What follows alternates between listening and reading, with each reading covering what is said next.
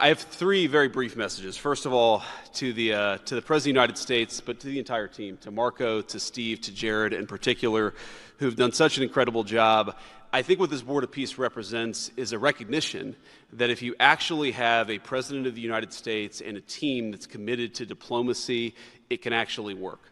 When I look at what happened to Israel on October the 7th, all those innocent people who were murdered, the fact that you had all of these hostages, and of course, a terrible war that came from it, I remember thinking to myself, how is it ever going to be possible to get these hostages home safely, to make it possible for the people of Gaza to actually have a reasonable future, but also to ensure that Israel is never attacked again? It turns out the answer was you just needed a president who was committed to the effort and committed to the work, and that's what we had, thankfully, under the leadership of this president.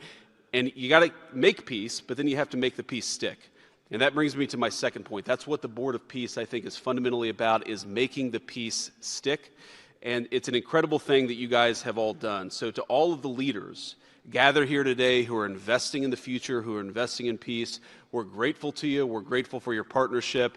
And in particular, I think to the President of Azerbaijan and the Prime Minister of Armenia, who I just saw last week, thank you all for making it possible and for showing what real leadership can accomplish. When you set aside weapons and killing and destruction and invest in your people and invest in prosperity, it can create great things. So thank you both for what you did. I think it showed great leadership.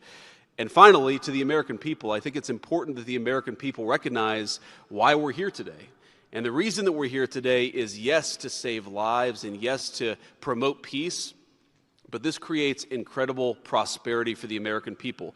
The countries represented here represent trillions of dollars of investment in the United States of America that would not have been possible without this president's leadership and advocacy for peace.